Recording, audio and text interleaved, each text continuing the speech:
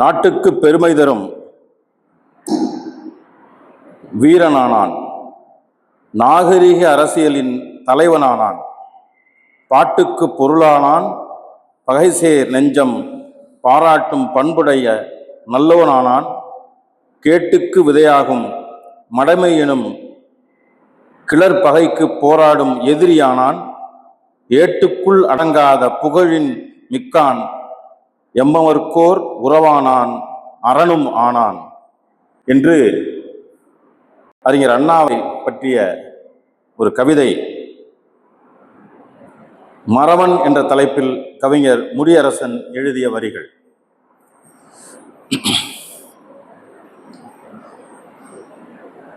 அண்ணா பேரவை தஞ்சாவூர் நடத்தி வரும் அண்ணாவின் படைப்புகள் கருத்துரைகள் என்ற இந்த சொற்பொழிவுகள் வரிசையில் இது 3வது சொற்பொழிவு. சொற்பொழிவு தொடங்குவதற்கு முன்னால் இன்று பிறந்தநாள் காணுகின்ற பார்போற்றும் முத்தமிழறிஞர் டாக்டர் கலைஞர் அவர்களுக்கு அவர்களின் பிறந்தநாள் வாழ்த்துக்களை முதலில் அண்ணா பேரவை தெரிவித்துக் கொள்கிறது. அவரை பற்றி அறிஞர் அண்ணா அவர்கள் ஆற்றிய சொற்பொழிவிலிருந்து ஒரு சிறு பகுதியை படித்து காட்டுகிறேன். அவருடைய 45வது பிறந்த நாள் அன்று அண்ணா முதலமைச்சராக இருக்கிற பொழுது பேசிய பேச்சின் ஒரு பகுதி. ஒருவர் கவலைப்பட்டு நடிக்கிறார் என்றால் மற்றவர்களும் அதை அப்படியே உண்மையான கவலை என்று உணர்ந்து அல்லது அந்த கணம் அறிந்து அவரை கவலைப்பட வைப்பதுதான் கலைஞருடைய திறமை. அதைப்போல் என்னுடைய கோபதாபங்களை, என்னுடைய கவலைகளை உடனுக்குடன் நொடிப்பொழுதில் அறிந்து அவைகளை மாற்ற வேண்டும் என்ற அக்கறையோடு நல்ல முறையிலே துணை நிற்பதில் கருணாநிதிக்கு ஈடு கருணாநிதி என்று சொல்வதில் நான் உற்று பார்த்து கருணாநிதி இங்கே இல்லை என்பதாலே அதை தைரியமாக சொல்கிறேன். இதை நான் சொன்னேன் என்பதை கூட நீங்கள் கருணாநிதிக்கு சொல்ல வேண்டாம். பத்திரிகைக்காரர்கள் கூட இதற்கு பெரிய தலைப்பு போட்டு திரு கருணாநிதிக்கு ஈடு கருணாநிதி தான் என்பது பத்திரிகை தலைப்புக்கு நன்றாக தான் இருக்கும். ஆனால் அதை பத்திரிகையில் வெளியிடுவதன் மூலம் சரி, நாம் அண்ணனுடைய மனதை திருப்திப்படுத்த வேண்டிய அளவுக்கு திருப்திப்படுத்திவிட்டோம் என்கிற எண்ணம் கருணாநிதிக்கு வராமல் பார்த்து கொள்ள வேண்டும். ஏனென்றால் அவர் மூலமாக நானும் நாடும் இன்னும் நிரம்ப எதிர்பார்க்கிறோம். இப்போது செய்திருக்கிற காரியங்களைப் போல் பல மடங்கு அதிகமான காரியங்கள் அவருடைய திறமையின் மூலம் நாட்டிற்கு கிடைக்க வேண்டியிருக்கிறது. ஆகையினால் அவரை பற்றி எடுத்துச் சொல்ல வேண்டும் என்ற எண்ணி கொண்டிருக்கின்ற எண்ணங்களில் நானே அந்த பல எண்ணங்களை பின்னுக்கு தள்ளி சிலவற்றை மட்டும் இந்த வேலைக்கு இது போதும் என்று எடுத்து கொண்டிருக்கிற அளவுக்குத்தான் சொல்லுகிறேன். இது ஒரு வேடிக்கையான ஒரு நிகழ்வு. கலைஞர் அந்த மேடையிலே இல்லை. மேடையிலே போட்டு அண்ணா பேசும் பொழுது எவ்வளவு பெரிய கூட்டம் இருக்கும். இங்கு சுற்றுமுற்றும் பார்த்து கருணாநிதி இங்கே இல்லை என்பதை அறிந்து சொல்கிறேன், யாரும் போய் சொல்லிவிடார்கள் என்று மேடையிலே பேசுகிறார். இது ரொம்ப விசித்திரமான ஏன்னா அது காரணம் என்னன்னா, அவர் திருப்திப்பட்டு விடுவார், இன்னும் நிறைய இருக்குங்கிற விஷயத்த சொல்றார். இது முதலில் வெளிவந்த நாள் 22 செப்டம்பர் 2013 முரசொலியிலே வந்தது. இதில் முரசொலியிலே 3 பக்கங்கள் முழுமையாக வந்தது. இது ஏன் இப்படி சொல்கிறேன் என்றால், இதில் என்னுடைய பங்கு இருக்கிறது. அண்ணாவினுடைய பேச்சை கிட்டத்தட்ட 1 மணி நேரம் அவர் பேசிய பேச்சை காதிலே கேட்டு 7 மணி நேரம் அதை தட்டச்சு செய்து அதை அப்படியே முரசொலி அலுவலகத்துக்கு நான் அனுப்பினேன். ஒரு நண்பர் அங்கே முத்தையா என்று இருக்கிறார், கலைஞர் இருக்கிற பொழுது அதை அனுப்பிவிட்டேன். காலையிலே அவர் எல்லாவற்றையும் இந்த மாதிரி தொகுத்து 10 மணிக்கு கலைஞர் வருகிற நேரத்தில் நான் இரவு 10:30 காலையில் 4:30 5 மணி வரைக்கும் அடித்திருக்கிறேன். அவர் 8 மணிக்கு வந்தவர் திரும்ப அலுவலகத்துக்கு போயிட்டார். போய் அங்கே அவருடைய மேசையிலே வைத்திருக்கிறார். அதை படித்துவிட்டு இது அப்படியே வந்து விட்டதா, அண்ணா பேசுனது முழுமையாக வந்து விட்டதா என்று கலைஞர் கேட்டிருக்கிறார். முழுமையாக வந்து விட்டது. யார் செய்தது? தஞ்சாவூரிலே செம்பியன் என்ற ஒருவர். அப்படியா, முரசொலிக்கு வர சொல்லி வச்சுக்குவோம் என்று சொல்லியிருக்கிறார். என்னை வாங்க வாங்க என்று முத்தையா அவர்கள் அழைத்தார்கள். கடைசி வரை போகவே இல்லை. ஏனென்றால் எனக்கு இங்கே இருந்து நான் போக முடியாத சூழல். அதில் ஒவ்வொன்றாக இதை பற்றி ஒரு முன்னுரை எழுதி கழக வரலாற்று பொன்னேடுகளில் பொறிக்கத்தக்க அந்த உரையினை தம்மிடமிருந்த ஒளிநாடாவிலிருந்து எழுத்து வடிவத்திற்கு பெயர்த்து தந்த தஞ்சை அண்ணா பேரவையின் செயலாளர் திரு செம்பியனுக்கு இவ்வேளையில் நன்றி தெரிவித்துக் கொள்கிறோம். அண்ணா அவர்களின் அவ்வுரையினை வெளியிடுவதில் முரசொலி பெருமிதம் பேருவகையும் கொள்கிறது என்று வந்ததை என் தந்தையாரிடம் சொன்னேன். முரசொலியில பேர் போட்டிருக்காங்களா, பெரிய ஆச்சரியம்தான் என்று பாராட்டினார்கள். இது புத்தகமாக வர வேண்டும் என்று நினைத்து அங்கங்கே தேடினேன். அது தட்டச்சு இந்த மூலமே எனக்கு கிடைத்திருக்கிறது. முதலில் அந்த பேச்சு வந்தது இந்த பத்திரிகைகள் தான். பேசியது அவருடைய 45வது வயதில். சரி, இதை அவருடைய பிறந்தநாள் அன்று இந்த செய்தியை உங்களுக்கு பகிர்வதில் மகிழ்ச்சி அடைகிறேன். இன்று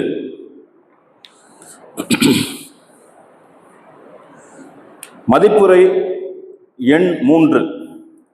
இதில் அண்ணாவின் முதல் தலைமை பொழிவு,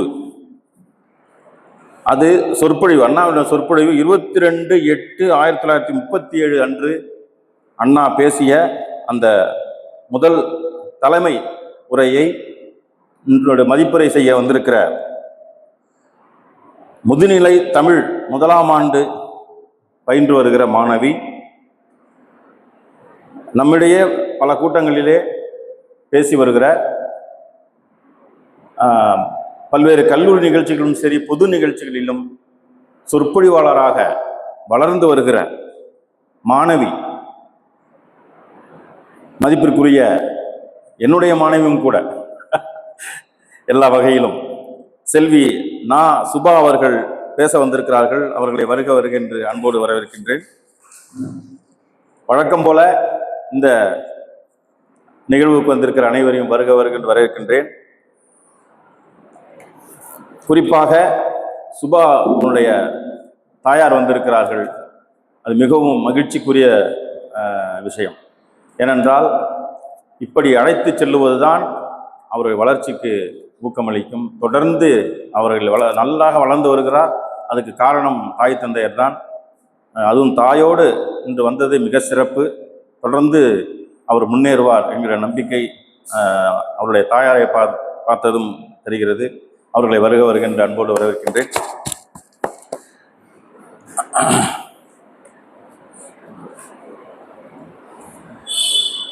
மேலும் இது தொடர்ந்து மாதம் 3ஆம் தேதியும் 15ஆம் தேதியும் தொடர்ந்து நடைபெற்று வருகிறது. ஒவ்வொரு கூட்டத்திலும் வந்து நீங்கள் எல்லோரும் கலந்து கொள்ள வேண்டும் என்று அன்போடு கேட்டுக்கொண்டு செல்வி சுபா அவர்களை பேச அன்போடு அழைக்கிறேன். அதற்கு முன்னால் பாரத் கல்லூரியினுடைய தமிழ்துறை பேராசிரியர் முனைவர் சிவரஞ்சனி அவர்களை சிறப்பு செய்ய அன்போடு அழைக்கிறேன்.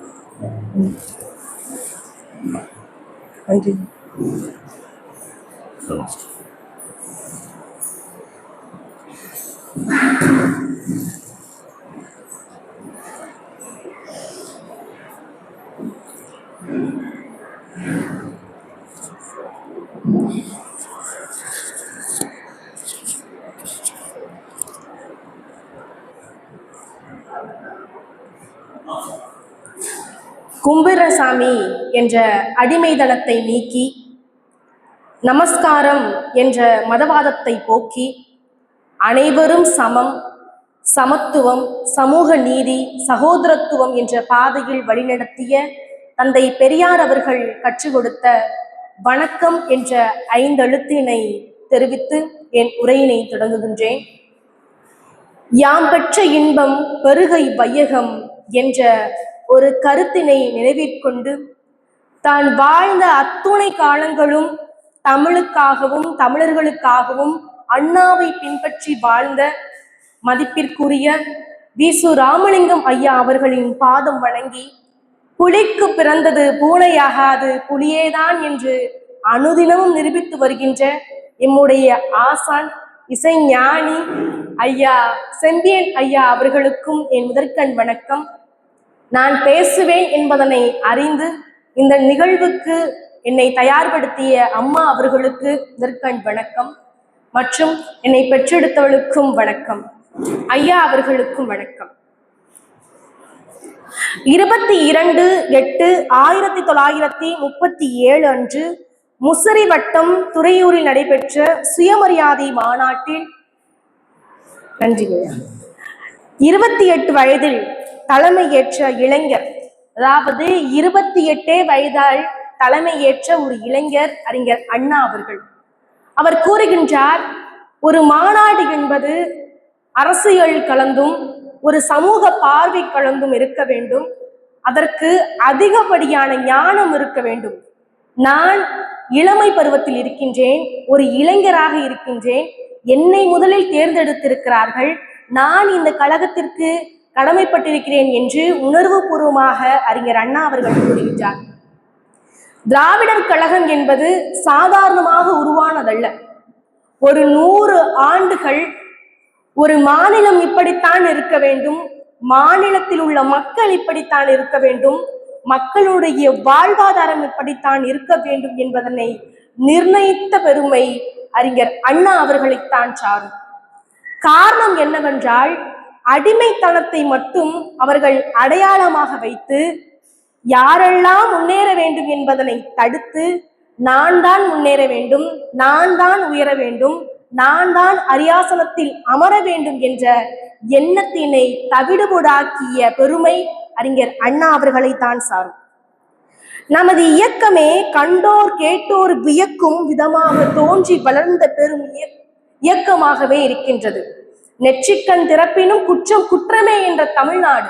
தமிழ்நாடு என்பது ஒரு மாநிலம் அல்ல, அது பகுத்தறிவின் பாதை. அறிஞர்களை உருவாக்கிய ஒரு நாடு, ஒரு மாநிலம்.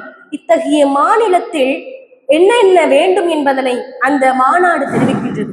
3 தான். முதலாவது சமத்துவம், 2வது கல்வி, 3வது தமிழ் மொழி. சமத்துவம் என்பது என்றால் என்ன? சமத்துவம் என்றால், எனக்கு கிடைக்கக்கூடிய அனைத்தும் என் அருகில் இருப்பவனுக்கும் என் எதிரே இருப்பவனுக்கும் கிடைக்க வேண்டும் என்பதுதான் சமத்துவம். அதுவும் சமத்துவம் என்பது சரிசமமாக கிடைக்கப்பெறுவதுதான் சமத்துவம் என்பது.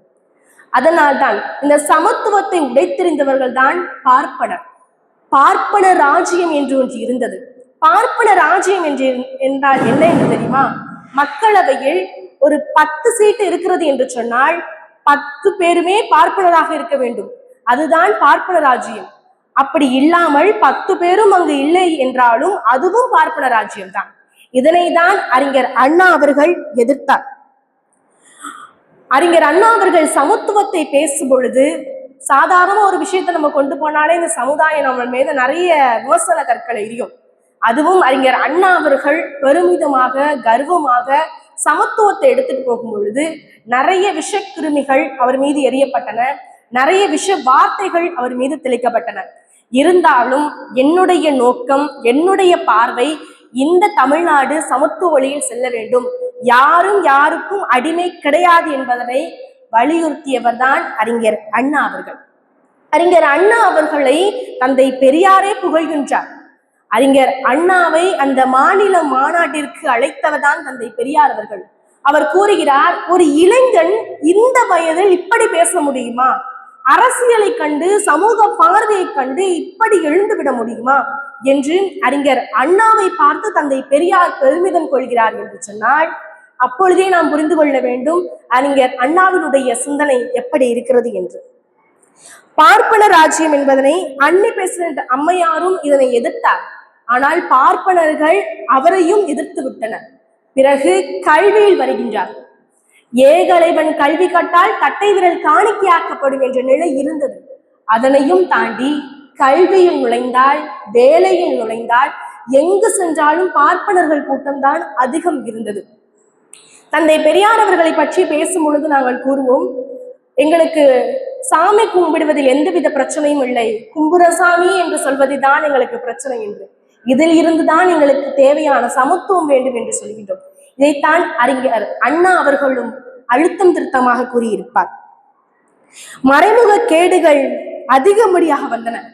தமிழன் இந்த 10 ஆண்டுகள், அதாவது 100 ஆண்டுகள் கடந்து விட்டோம், 10 ஆண்டுகள் அவன் எப்படி இருந்தான், இதற்கு முன்பு அவன் எத்தனை அடிமைத்தனத்துக்கு உள்ளாக்கப்பட்டான், இப்பொழுது எந்த ஒரு அடிமைத்தனமும் இல்லாமல் சரிசமமாக கல்வி கற்கிறான், சரிசமமாக வேலைக்கு செல்கின்றான், சரிசமமாக முதலாளித்துவத்தில் இருக்கின்றான் என்பதை உணர்த்தியவர் தான் அறிஞர் அண்ணா அவர்கள். ஒரு கல்வி என்று எடுத்துக்கொண்டால் பார்ப்பனர்கள் மட்டும்தான் கல்வி கற்க வேண்டும். ஒரு வேலை என்று சொன்னால் பார்ப்பனர்கள் மட்டும்தான். இப்படி பார்ப்பனர்கள் என்று சொன்ன காலகட்டத்தை எடுத்துவிட்டு அல்ல, கல்வி என்பது எல்லோருக்கும் சமம் என்று கல்விக்காக போராடியவர் தான் அறிஞர் அண்ணா அவர்கள். அறிஞர் அண்ணா எதை சொல்கிறார்? சமதர்மத்தை எடுத்து கூறுகின்றார். சமம் தர்மம் என்றது என்ன? சம உரிமை போரையும் அங்கு தெளிவாக கூறுகிறார். யூதர்கள் கதை, பெரிய தொழிற்சாலைகள் எல்லாம் யூதர்களிடமே இருந்தது.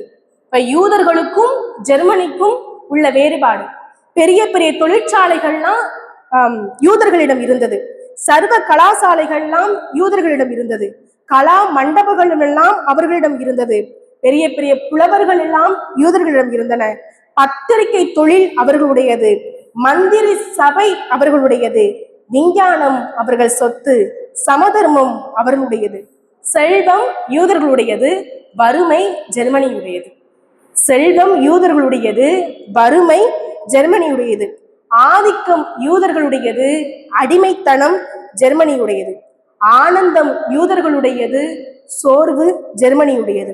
அரசியல் அதிகாரம் வந்தால் என் முதல் வேலை யூதர்களின் ஆதிக்கத்தை ஒழிப்பதே ஆகும் என ஹிட்லர் கூறுகிறார். சொன்னதுமே அவர் அதை செஞ்சுட்டாங்க. தன்னுடன் அந்த ஆதிக்கம் வந்ததையுமே அதை எடுத்துட்டாங்க. அதுக்கப்புறம் சுப்பராயன் சமதர்மம், சமதர்மத்தை பேசாதவர்கள் யார்? குமாரமங்கலம் ஜமீன்தார் டாக்டர் சுப்பராயன் சமதர்மம் பேசுகிறார். சமதர்மம் யாருதான் பேசல இந்த காலத்துல? ஜமீன்தார் டாக்டர் சுப்பராயனும் சமதர்மம் பேசுறாரு. பர்மாவில் வட்டி வியாபாரம் செய்து பணத்தை கொட்டுகிற செட்டிமாரும் சமதர்மம் பேசுறாங்க. வர்ணாசாமியில வரமைக்கப்பட்டவங்களும் சமதர்மம் பேசுறாங்க. இவ்வளவு ஏன் வாலிப பிள்ளைகளாகிய நாங்களும் சமதர்மம் பேசுறோம். இத்தனை சமதர்மம் பேசும்போது ஜஸ்டிஸ் வாலிபவர்களும் சமதர்மம் பேசுகிறாங்க. இப்போதான் காங்கிரஸ் உள்ள வராங்க. காங்கிரஸ் உள்ள வரும் பொழுது நீங்கள் மொழி ஆதிக்கம் அங்க இருக்கு. ஒரு பொழுது அறிஞர் அண்ணா அவர்களிடம் கேட்கிறார்கள், ஆட்சி மொழியை இந்தி மொழியை ஆக்கணும்னு சொல்றாங்க.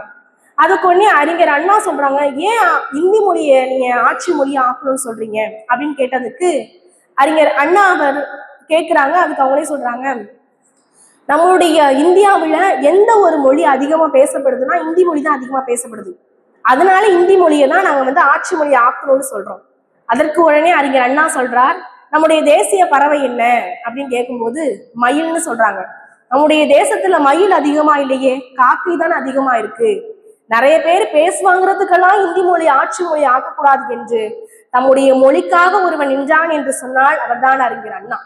இத்தனை ஆண்டுகள் கடந்து விட்டோம். இன்றைக்கு பேசுவோமே, இன்றைக்கு இந்த 2026 இருக்கோம்.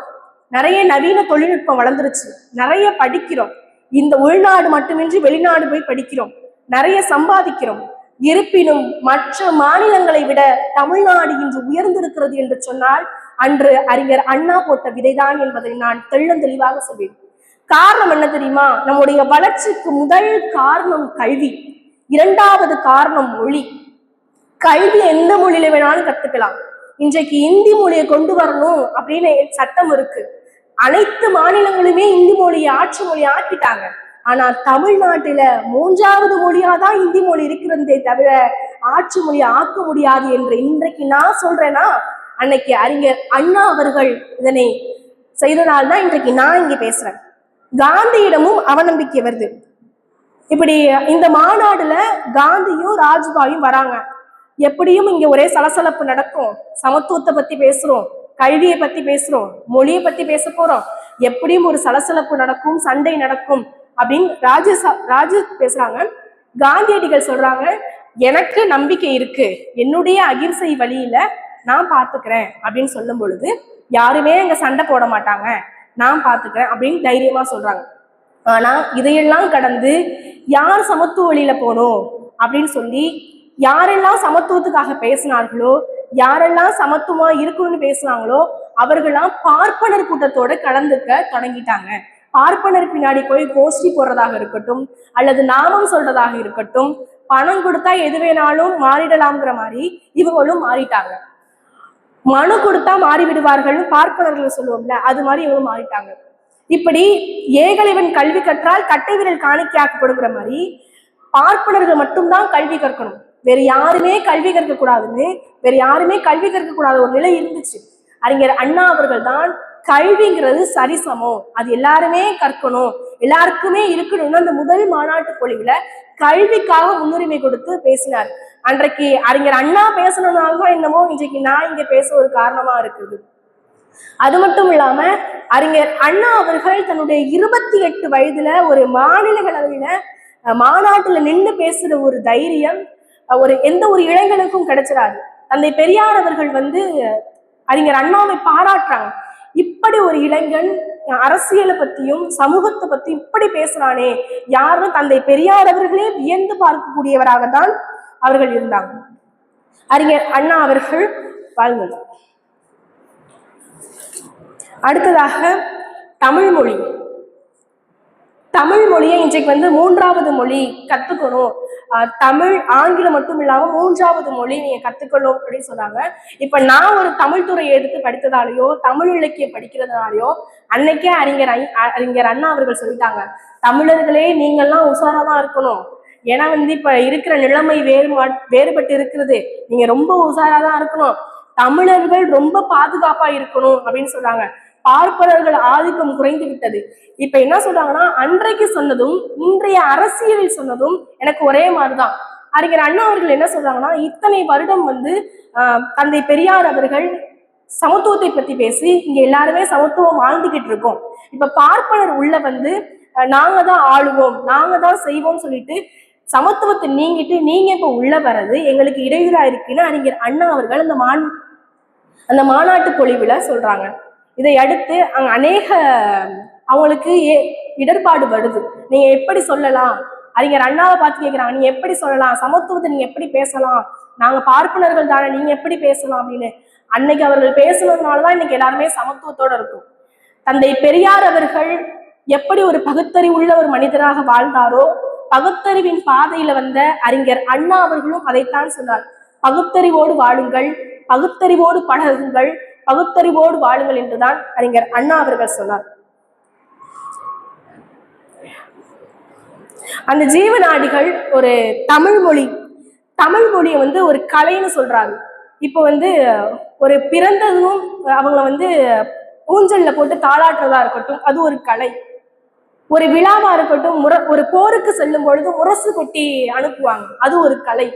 ஒரு இறந்ததுக்கு அப்புறம் பறை கொட்டி அனுப்புவாங்க, அது ஒரு கலை. தமிழர்கள்ட்ட கலை எந்த அளவிற்கு இருக்கின்றதோ அந்த அளவிற்கு அவருடைய வளர்ச்சி இருக்கும் என்பதை ஆணித்தரமாக உணர்த்தியவர் தான் அறிஞர் அண்ணா அவர்கள். இந்த மாநாட்டுல அறிஞர் அண்ணா அவர்கள் சமத்துவத்தை சொல்றாங்க, கல்வியை சொல்றாங்க. அதாவது பார்ப்பனரிடமிருந்து நம்ம எப்படி வெளில வந்தது, பார்ப்பனரிடமிருந்து அடிமைத்தனத்திலிருந்து நம்ம எப்படி மீண்டு வந்தோங்கிறதுதான் அழுத்தம் திருத்தமாக இந்த மாநாட்டுல சொல்லியிருக்காங்க. இன்னொன்று சமத்துவம். ஒரு முறை கும்பகோணம் அரசு கல்லூரிக்கு அறிஞர் அண்ணா அவர்கள் செல்கின்றார். அப்ப தாமதமா வந்ததையும் அங்க உள்ள ஆசிரியர்கள்லாம் கேட்டிருக்காங்க, ஐயா கொஞ்சம் அறையில ஓய்வு எடுத்துட்டு அதுக்கப்புறம் போய் நீங்க பேசுங்க அப்படின்னு சொல்லியிருக்காங்க. அதுக்கு உடனே அறிஞர் அண்ணா இல்லப்பா நான் இப்பவே பேசுறேன் அப்படின்னு சொல்லியிருக்காங்க. அதுக்கு உடனே ஆசிரியர் போயிட்டு காதுல, ஐயா உங்களுடைய வலது பக்கம் தோள்பட்டையில சட்டை கிழிஞ்சிருக்கு அப்படின்னு சொன்னதையும், ஆனா இவ்வளவு தானே, இதுக்குதான் என்ன போய் ஓய்வெடுக்க சொன்னியா, இங்கிட்டு இருக்க துண்டு தூக்கி இங்கிட்டு போட்டா சரியா போச்சுன்னு சொல்லி ஆடையும் அணிகலனும் அவ்வளவுதான் ஆண்டவனுக்கே அப்படின்னு சொன்னவர் தான் ஒரு பாட்டுல சொல்லியிருப்பாங்க. அதை கூட பொருட்படுத்தாம அது கூட பொருட்படுத்தாம நான் என்ன சொல்லணும் அந்த சமுதாயத்திற்கு, இந்த சமுதாயம் நான் சொல்றதுல எப்படி மாறுங்கிறத நோக்கமா வச்சிருக்காங்க. தமிழ்நாடுன்னு பெயர் மாற்றம் வந்துட்டு அப்படின்னு சொல்லி இப்பதான் நான் இந்த தேர்தல் காலத்துலதான் இதை நான் பத்தி படிச்சேன். சங்கரலிங்கனார்னு ஒருத்தவங்க இருந்தாங்க. அவர் தான் தமிழ்நாடு பெயர் மாற்றம் செய்ய வேண்டும்னு 79 நாட்கள் உண்ணாவிரதம் இருந்து இறந்து போயிருக்காங்க. அதுக்கப்புறம் இதை யார் கையில எடுக்கிறது அப்படின்னு தெரியாம அறிஞர் அண்ணா அவர்கள் எடுக்கிறாங்க. என்னுடைய மெட்ராஸ் மாகாணம்ங்கிற பெயரை எடுத்துட்டு நீங்க தமிழ்நாடுன்னு கொடுங்க, தமிழ்நாடு தமிழ்நாடு என்னுடைய மாநிலம் தமிழ்நாடு தான் இருக்கணும் அப்படின்னு சொல்லி அறிஞர் அண்ணா அவர்கள் பேசுகின்றார்.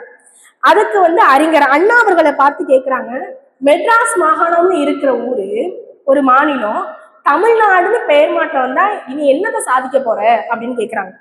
அதுக்கு அறிஞர் அண்ணா அவர்கள் சொல்கிறார், நீங்கள் மக்களவையை லோக்சபா என்றும் மாநிலங்களவை ராஜ்யசபா என்றும் குடியரசுத் தலைவரை ராஜஸ்திரபதி என்றும் அழைக்கும் பொழுது வராத சுகம் நான் என்னுடைய மாநிலமான மெட்ராஸ் மாகாணத்தை எடுத்துவிட்டு தமிழ்நாடு என்று சொல்லும் பொழுது எனக்கு வரும் அல்லவா என்று சொல்லும் பொழுதுதான் அங்கு தமிழ் மொழியுடைய ஒரு பற்றினை நான் உணர முடிந்தது. மேலும் சுயமரியாதை திருமணம் இன்றைக்கு வாழக்கூடிய இளைஞர்களாக இருக்கட்டும் அல்லது யார் வேண்டாமல் இருக்கட்டும், சாதி மதம் அற்று வாழ்கிறோம் என்று சொன்னால் அதற்கு முதல் எடுத்துக்காட்டு சுயமரியாதை திருமணம். இவ்வளவு ஏன் என்னுடைய தந்தையும் தாயாரும் கூட சுயமரியாதை திருமணம் தான் செய்து கொண்டார்கள். மூன்றாவது, இப்படி ஒரு மேசை இருக்கின்றது, ஒரு நிகழ்வுக்கு சென்றிருக்கிறார், இப்படி ஒரு மேசை இருக்கிறது. அந்த மேசையில் அறிஞர் அண்ணா குட்டையா இருப்பாங்க. அந்த மேசையை கொடுத்ததையும் அறிஞர் அண்ணாவால பேச முடியல, எக்கி பார்த்திருக்காங்க, பேச முடியல. உடனே என்ன பண்றதுன்னு தெரியாம தொண்டர்கள்லாம் என்ன பண்ணிருக்காங்க, அடியில ஒரு மேசையை வச்சு கீழே வச்சதையும் அதுல ஏறி அறிஞர் அண்ணா பேச ஆரம்பிச்சிருக்காங்க. பேச ஆரம்பிச்சதையும் கரெக்டா ஒளிபெருக்கி வந்துருச்சு, அது சரிசமமா பேச ஆரம்பிச்சுட்டாங்க.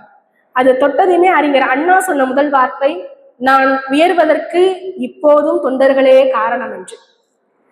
அப்படி நுண்ணிப்பா ஒவ்வொருதையும் அறிஞர் அண்ணா அவர்கள் சொன்னாங்க. இன்னொன்னு, லண்டன்ல ஒரு விடயம் நடந்திருக்கு. ஆங்கில புலமை பெற்றவர் அறிஞர் அண்ணா. தமிழ் மொழியை காட்டிலும் ஆங்கில புலமை பெற்ற, இன்னைக்கு தமிழ் படித்துட்டு நமக்கு மிகப்பெரிய சிக்கலா இருக்கிறது ஆங்கில மொழி.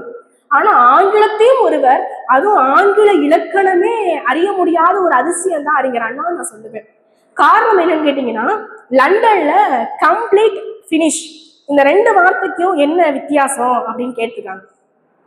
ஒரு நல்ல பெண்ணை நீங்க திருமணம் செஞ்சீங்கன்னா அது கம்ப்ளீட், ஒரு தவறான பெண்ணை நீங்க திருமணம் செஞ்சீங்கன்னா உங்க வாழ்க்கை ஃபினிஷ். ஆனா ஒரு தவறான பெண்ணோட நீங்க போயிருக்கிறத ஒரு நல்ல மனைவி உங்களை பார்த்துட்டானா உங்க லைஃப் கம்ப்ளீட் ஃபினிஷ் அப்படின்னு சொல்லி அங்க அறிஞர் அண்ணா அவர்கள் அழுத்தம் திருத்தமாக சொல்லியிருக்காங்க. இப்படி ஒவ்வொரு மேடையிலுமே நம்மளை சிந்திக்க வைக்கவும் சரி, சிரிக்க வைக்கவும் சரி, அறிஞர் அண்ணாவால் மட்டும்தான் முடியும். அடுத்ததாக, யாதும் ஊரே யாவரும் கேள்வின்னு சொல்லிட்டு, எல்லாருமே நம்ம ஊர் தான், எல்லாருமே நம்ம மக்கள் தான், எல்லாருமே நம் இனம் தான் அப்படின்னு சொல்லி வேற்றுமையில் ஒற்றுமை கண்ட ஒரு தலைவன்னா அதான் அறிஞர் அண்ணா அவர்கள். இந்த மாநாட்டுல அறிஞர் அண்ணா அவர்கள் சமத்துவத்தை அடித்தளமா கொண்டிருக்கார். தன்னுடைய முதல் மாநில பொழிவிலேயே சமத்துவம், உனக்கு ஒரு சமத்துவங்கிற ஒரு விடயம் கிடைச்சிருச்சுனாலே உனக்கு எல்லாமே கிடைச்சிடும். கல்வி கிடைத்துவிடும், வேலை கிடைத்துவிடும், வேலை வாய்ப்பு கிடைத்துவிடும், முதலாளித்துவத்துல நீனே இருந்திருக்கலாம். அதுபோல் அந்த சமத்துவத்தாலதான் இன்றைக்கு பிறந்தநாள் காணக்கூடிய கலைஞர் ஐயா சொல்லியிருப்பாங்க, அனைத்து சாதியினரும் அர்ச்சகராகலாம் என்ற திட்டமே இந்த சமத்துவத்தாலதான் வந்ததுன்னு நான் சொல்லுவேன். இப்படி நுண்ணிப்பா ஒவ்வொரு விடயமும், அதாவது இன்றைக்கு நம்ம என்ன செய்வோம்னா, இன்றைக்கு என்ன தேவை அல்லது அடுத்த 10 நாளைக்கு என்ன தேவை, இல்லைன்னா இந்த 1 ஆண்டுகளுக்கு என்ன தேவைங்கிறத மட்டும்தான் இன்றைக்கு நம்ம சிந்திப்போம். ஆனால் அறிஞர் அண்ணா அவர்கள் சிந்தித்தது 1 நூற்றாண்டுல 2 நூற்றாண்டுல உலகம் முடியும் வரை அவர் செய்த செயல்களும் அவர் செய்த அத்துணை திட்டங்களும் இடைபெறாமல் நடந்து கொண்டே இருக்கும். அது மட்டும் இல்லாது பார்ப்பனை எதிர்ப்பதற்கு காரணம் என்ன தெரியுமா? பார்ப்பனரை எதிர்க்கும் போது நீங்க சாதி பாக்குறீங்களா, நீங்க சாதி பார்த்து பார்ப்பனரை வெறுக்கிறீங்களா அப்படின்னு கேட்கிறாங்க. அப்படி அது அல்ல அதுக்கு அர்த்தம். பார்ப்பனர் என்பவன் நான் உயர்ந்தால் என் இனத்தில் உள்ளவன் மட்டும் உயர வேண்டும் என்பது. ஆனால் அறிஞர் அண்ணா விரும்பியது என்ன தெரியுமா? நான் உயர்வது போல அனைவரும் உயர்வது என்பது. இதற்கும் நிறைய வேறுபாடு உண்டு. பார்ப்பனன் உயர்வது, பார்ப்பன சமுதாயம் மட்டும் உயர்வது. ஆனால் அறிஞர் அண்ணா சொல்வது அனைத்து மேல் சாதியாக இருக்கட்டும், கீழ் சாதியாக இருக்கட்டும், உயர்ந்தவர் தாழ்ந்தவர் என்று எந்த ஒரு பாகுபாடும் இன்றி அனைவருமே உயர வேண்டும் என்ற நல் எண்ணத்தில் தான் இந்த மாநாட்டின் பொழிவிலே பேசியிருக்கிறார். மேலும் இன்றைக்கு ஒரு தோல்ல துண்டு போடுறதா இருக்கட்டும், அம்மா பயனாடை போத்துறதாக இருக்கட்டும், இதற்கு காரணமே அறிஞர் அண்ணா அவர்கள் தான். நீங்க பேசுங்க, மேடை ஏறி பேசுங்க, தோல்ல துண்டு போடுங்க, ஒருத்தர் கை கொடுங்க, ஒருத்தர் அரவணைங்க, ஒருத்தர் பேசுங்க. இப்படி பேசும் பொழுதுதான் அங்க சமத்துவம் நிலைநிற்கும் என்பதை வலியுறுத்தியவர் தான் அறிஞர் அண்ணா அவர்கள். இன்னைக்கு அறிஞர் அண்ணா அவர்களை பத்தி நிறைய பேசுறோம். நான் இதுக்கு முன்னாடி அறிஞர் அண்ணா அவர்களை பற்றி அவ்வளவா பேசுவது கிடையாது. ஏன்னா கலைஞர் ஐயாவை பற்றியும் தந்தை பெரியார் அவர்களை பற்றி நான் பேசினேன். செம்பியன் ஐயா வழியால தான் நான் அறிஞர் அண்ணாவை பத்தி பேசுறேன். அறிஞர் அண்ணாவை பத்தி பேசும் பொழுது, இப்ப சாதாரணமா பேசும் பொழுது ஒரு தலைப்பு எடுத்து பேசிடலாம். ஆனா அறிஞர் அண்ணா என்பவர் தோண்ட தோண்ட தோண்ட தோண்ட வந்துகிட்டு இருக்காங்க. அது எப்படி சொல்றது, ஒரு கல்வின்னு எடுத்துக்கிட்டோம்னா கல்வியில முதற்கொண்டு எப்படி கல்வி வந்தது, அதற்கு காரணம் யாரு, அதற்கு போராடியவர்கள் யாரு, அத்தனை சமத்துவம்னா இவ்வளவு, அடுத்தது ஒவ்வொரு விடயத்தையுமே அழுத்தம் திருத்தமாக, அதாவது ஒரு மனிதன் பிறந்தான், வாழ்ந்தான், இறந்தான் இல்லாம ஒவ்வொரு விடயத்திற்கும், இப்ப அறிஞர் அண்ணான்னு சொன்னா கல்விக்கும் பொருந்தும், அறிஞர் அண்ணான்னு சொன்னா சமத்துவத்துக்கும் பொருந்தும், அறிஞர் அண்ணான்னு சொன்னா சமூக நீதிக்கும் பொருந்தும், அறிஞர் அண்ணான்னு சொன்னா பகுத்தறிவுக்கும் பொருந்தும், அறிஞர் அண்ணான்னு சொன்னா அனைத்திற்கும் பொருந்தும். அந்த வகையில் தான் என்னுடைய பார்வை அறிஞர் அண்ணாவின் மீது இருந்தது. இதை நான் படிக்கும் போது அதிக பார்ப்பனர்னு வந்துச்சு. ஏன் இந்த பார்ப்பனர்கள் பத்தி இப்படி பேசியிருக்காங்க அப்படின்னு நான் ஆராயும் போதுதான் தெரியுது. அப்போல்லாம் தலையில அவங்கள ஜடை வச்சிருப்பாங்க. அந்த ஜடையில ஆணில மாட்டி படிச்சுக்கிட்டு இருப்பாங்க. ஆணில மாட்டி படிச்சுக்கிட்டு இருக்கும்போது தூக்கம் வந்துருச்சுன்னா அதை இழுக்கும் போது அவங்க ஒழிச்சு படிச்சுக்கிட்டு இருப்பாங்க. இப்படி இருக்கும் பொழுது அன்றைக்கு இவர்கள் மட்டும்தான் படித்தார்கள், வேறு யாருமே படிக்கல. கலைஞர் ஐயா ஒரு திட்டம் ஒன்று இருப்பார், இரு திட்டம்னு சொல்லிட்டு ஒன்று கொண்டு வந்திருப்பாங்க. அப்பெல்லாம் கயவன் பானை செய்தான் அப்படின்னு இருக்கும், உழவன் விவசாயம் செய்தான் அப்படின்னு இருக்கும். இப்ப எங்க அப்பாவே எடுத்துப்போமே, சமையல்காரன் உணவை அற்புதமாக சமைத்தான் இப்படி இருக்கும், துப்புரவாளன் தூய்மைப்படுத்தினான் இப்படி இருக்கும். ஆனா பார்ப்பனருக்கு எப்படிமா இருக்கும், ஐயர் மந்திரம் ஓதினார் அப்படி இருக்கும். இந்த இருங்கிறது அங்கேயும் சமத்துவம் இல்லை. இங்கெல்லாம் செய்வான் போவான் வந்தான், செய்வார் வந்தார் போவார், இதை கூட சமத்துவங்கிறது அங்க இல்லை. இதை தடுத்து நிறுத்தியவர் கலைஞர் அவர்கள். அப்படி இருக்கும் பொழுது நான் படிக்கும் போதே இந்த திட்டம் வந்துருச்சு. குயவன் பானை செய்தார் அப்படின்னு செய்தார் அப்படின்னு. அப்பொழுது இப்ப நம்ம படிக்கிறதுக்கும் சரி, இதற்கப்புறம் நம்ம படிக்க போறதுக்கும் சரி, யாரோ ஒருவர் ஏதோ செய்து இன்றைக்கு நம்ம கையில இப்படி கொடுக்கப்பட்டிருக்கிறது என்று சொன்னால் அதற்கு முக்கிய காரணமா நான் பார்க்கறது அறிஞர் அண்ணா அவர்கள் தான். இப்போ பகுத்தறிவையும் அவர் எடுத்துக்கிட்டாங்க, சமூக நீதியையும் எடுத்துக்கிட்டாங்க. ஒரு மனிதன் வாழ்ந்தால் இப்படித்தான் வாழணும், எப்படி வேணாலும் வாழ வேண்டும் என்பதல்ல வாழ்க்கை, இப்படித்தான் வாழ வேண்டும் என்ற வாழ்க்கையை நினைத்தவர் தான் அறிஞர் அண்ணா அவர்கள். அறிஞர் அண்ணா மறைக்க முடியாத, மறுக்க முடியாத, மறக்க முடியாத ஒரு மாமனிதர். அவரை பற்றி நான் இன்னும் படிக்கணும், இன்னும் அதிகம் தெரிந்து கொள்ளணும், இன்னும் அவரை போல வாழணும், ஒரு பெண் அண்ணாங்கிற ஒரு பட்டமாச்சு வாங்கிடணும் அப்படிங்கிற ஒரு இதடம். பட்டினி கிடந்து பசியால் மெழுந்து பால்பட நேர்ந்திடணும், கட்டி இழுத்து கால்கை முறிந்து அங்கம் பிழந்து எழுந்து துடித்திடணும், என் இன்பத் தமிழை நான் பேசிட மறப்பேனோன்னு. அந்த தமிழ்ங்கிற 3 வார்த்தையே இன்றைக்கு வாழ்கிறது என்று சொன்னால் அதற்கு காரணம் அறிஞர் அண்ணா தான். தமிழ் வாழ்ந்தால்தான் தமிழர்கள் வாழ்வார்கள் சொன்னாங்க. இன்றைக்கு நம்ம தமிழ் துறையை எடுத்தாலும், தமிழ் எடுத்துட்டு என்ன பண்ண போறேன்னு கேட்டாங்க. இன்றைக்கு என் கூட படித்த மற்ற துறை மாணவிகள்லாம் என்ன படிக்கலான்னு தேடி போயிட்டு இருக்காங்க, நான் வேலைக்கே போயிட்டேன். இது தமிழ் எனக்கு கொடுத்த பெருமை. அது மட்டும் இல்லாம மற்ற துறை எடுத்தவர்கள்லாம் எங்க இருக்கிறார்கள் என்று தெரியவில்லை. தமிழ் எடுத்து இன்று நான் இங்க நிற்கிறேன், இந்த உலகமே என்னை பார்க்கின்றது. இதற்கு காரணம் தமிழும் அறிஞர் அண்ணாவும் கூட. அது போலதான் எனக்கு இன்றைக்கு நாங்க சமுதாயத்துல இதுதான் அறிஞர் அண்ணா அவர்கள் சொல்கின்றார். அந்த மாநாட்டு பொழிவுல என்ன சொல்றாங்கன்னா, அவர் கொடுத்த சமத்துவம் தான். இன்றைக்கு நீங்க எல்லாருமே எனக்கு சமம். இன்றைக்கு நான் என்னை எப்படி பார்க்கிறனோ அது மாதிரிதான் உங்களையும் பார்க்கிறேன். இரண்டாவது கல்வி. இது சாதாரணமா நம்ம கொடுக்கப்படல. இத்தனை இத்தனை தடைகளை தாண்டி அத்தனை விமர்சன கற்கள் அறிஞர் அண்ணாவின் மீது யாருமே நமக்கு சுலபமா எதையும் கொடுக்கல. அத்தனை விமர்சன கற்களை எரிந்துவிட்டு அதெல்லாம் ஒரு பொருட்டா எண்ணாம அந்த கல்வியை நமக்கு கொடுத்திருக்காங்க. அதையும் நான் எடுத்துக்கிட்டேன். மூன்றாவது மொழி. இன்றைக்கு மும்மொழி கொள்கை வந்தாலும் சரி, தமிழ் எங்களால விட்டு தர முடியாதுன்னு கர்வமா நிக்கிறோங்கிறதுக்கு முதல் காரணம் அறிஞர் அண்ணா அவர்கள். அறிஞர் தந்தை பெரியாரும் அறிஞர் அண்ணாவும் முத்தமிழறிஞர் கலைஞரும் இல்லாவிட்டால் தமிழ் என்றோ மறைந்திருக்கும். இன்று தமிழ் வாழ்வதற்கும் தமிழர்களாகிய நாம் வாழ்வதற்கும் அறிஞர் அண்ணாதான் முதல் காரணம். எனவே வீழ்வது நாமாயினும் வாழ்வது என் தமிழாகட்டும். நன்றி, வணக்கம்.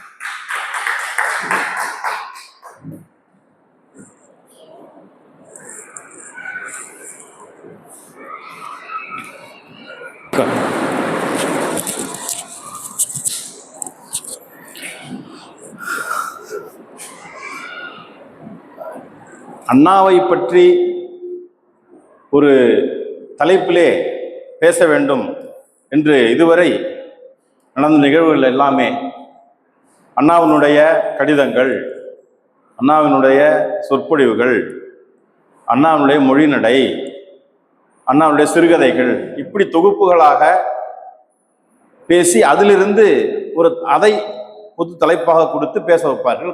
கருத்தரங்கு நடக்கும். எப்படி கருத்தரங்காக நடந்தாலும் சரி, 10 பேர் அதையே பேசினாலும் சரி, ஒரு படைப்பை முழுமையாக யாரும் பேசுவதாக தெரியவில்லை. அதற்காகத்தான் ஒவ்வொரு தலைப்பாக ஒவ்வொரு படைப்பாக கொடுத்து மாணவர்களை பேச வைப்போம் என்றுதான் இதை தொடங்கியோம். இது 3வது படைப்பை பேசியிருக்கிறார்கள். நானும் 3 பேர் பேசியதையும் கேட்டு வருகிறேன். அந்த தலைப்பு உள்ள விஷயம் 7 பக்கமாக இருக்கலாம், 15 பக்கமாக இருக்கலாம், 50 பக்கமாக இருக்கலாம். 7 பக்கத்திலே ஒருவர் பேசினார். 7 பக்கம் உள்ளது. அவரால் பேசிவிட்டு அதை முழுமையாக சொல்லிவிட்டு வணக்கம் சொல்லி அவரால் அமர முடியவில்லை. காரணம் என்னவென்றால், அண்ணாவுக்குள் சென்றவுடன் சொன்னார் அல்லவா, பெண் அண்ணாவாக நான் மாற வேண்டும் என்று. அதுதான் அண்ணா எதிர்பார்ப்பது. நீங்கள் பெண் அண்ணாவாக மாறுங்கள்.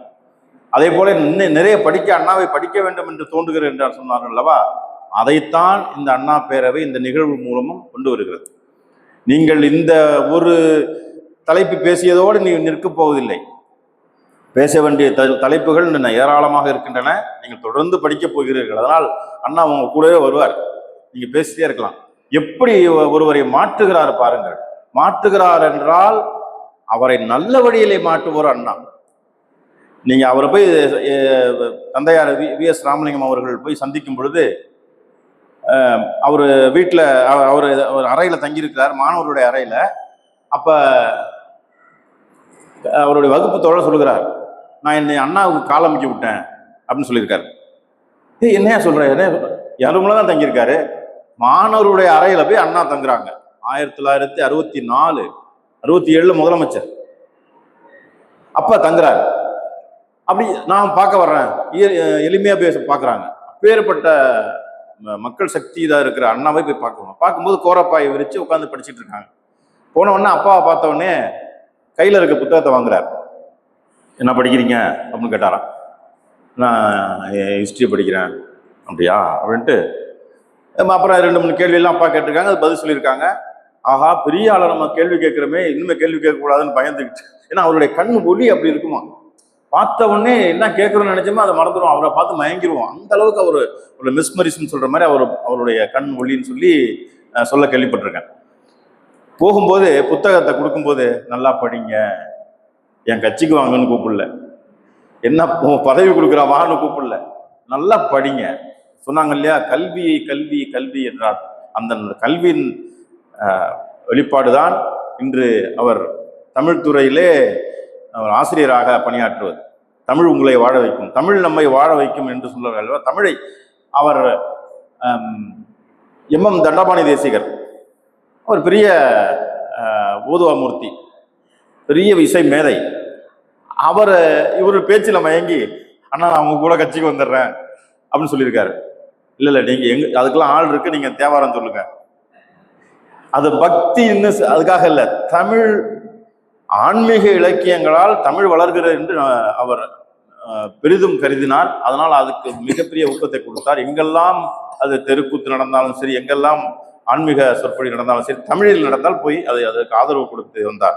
காரணம், அவர் பக்திமானுக்காக என்பதற்காக தமிழ் வாழ்கிறது, தமிழ் இலக்கியம் வளர்கிறது என்று அதற்காக மிகப்பெரிய செய்தார்.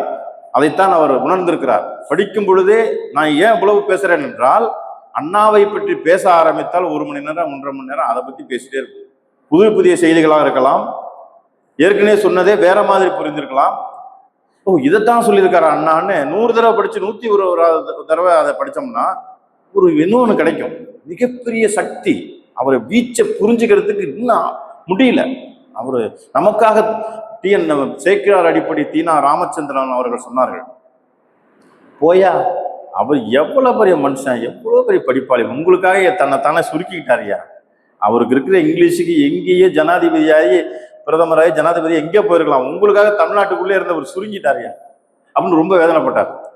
நமக்காக அவர் தமிழ் படித்ததே நமக்காகத்தான். நம்மிடம் செய்திகளை கொண்டு சேர்க்க வேண்டும். அவர் ஆங்கிலத்தில் தான் மிகப்பெரிய புலமை வாய்ந்தவர். அதனால்தான் அவருடைய நடை எல்லாமே ஆங்கிலத்தினுடைய வாக்கிய நடை இருக்கும். ஆகவே அவர் அதனால்தான் அண்ணாவை சொல்ல வேண்டும் என்று இன்னும் ஆசைப்படுகிறார். நீங்க ஒன்றும் கவலைப்பட வேண்டியதில்லை. நிறைய நீங்க படிச்சு பேசுறதுக்கு இந்த இடம் உங்களுக்கு தயாராக இருக்கிறது. மிகவும் சிறப்பாக நாங்கள் என்ன நினைக்கிறோமோ அதை போலவே நீங்கள் நன்றாக பேசினீர்கள். தொடர்ந்து பேசுங்கள். உங்களுக்கு எப்போதும் போல அண்ணா துணை நிற்பார். அண்ணாவுடைய அந்த கல்வி பலம் உங்களுக்கு எப்போதும் இருக்கும். அப்படித்தான் அண்ணா வளர்க்கிறார். தவிர ஒரு இடத்துல சொல்லியிருக்கிறார், என்னுடைய கட்சிக்கு வாருங்கள் என்று கேட்கும் அளவுக்கு நான் பலவீனமானவன் அல்ல இருக்கிறார். உங்களுக்கு சுதந்திரா கட்சி பிடிக்கிறதா அங்கே சொல்லுங்கள், காங்கிரஸ் பிடிக்கிறதா அங்கே சொல்லுங்கள், ஒரே இடத்துல போய் விழுவாதீங்க, இங்க வாங்க அப்படிங்கிறார். அதே மாதிரி பட்டமளிப்பு விழா வரைக்கும் போனால் நன்றாக படியுங்கள், நல்லாக படியுங்கள். மாணவர்களுடைய சக்தி மிகப்பெரிய சக்தி. நீங்கள் வெளிவரும்பொழுது இன்னென்னலாம் நீங்க கட்சிக்கு வாங்கன்னு கூப்பிடல, எங்கேயுமே கூப்பிடல, அவங்களாதான் வந்தாங்க. யாரையும் அவர் கூப்பிடவில்லை, அவர்களாக வந்தார்கள். வந்தாலும் அவர்கள் நல்லபடியாக இருக்கிறார்கள். இன்றைக்கும் அண்ணாவை தொடர்பவர்கள் நன்றாகத்தான் இருப்பார்கள். நீங்கள் நன்றாக இருப்பீர்கள். தொடர்ந்து படியுங்கள். சிறப்பாக பேசிய உங்களுக்கு அண்ணா பேரவை பாராட்டை தெரிவித்துக் கொள்கிறது. தொடர்ந்து பேச உங்களை அழைக்கிறோம். நீங்கள் பேச வேண்டும். கலந்து கொண்ட அனைவருக்கும் நன்றி கூறி அடுத்த வரும் 15/6/2026 அன்று சந்திப்போம். நன்றி, வணக்கம்.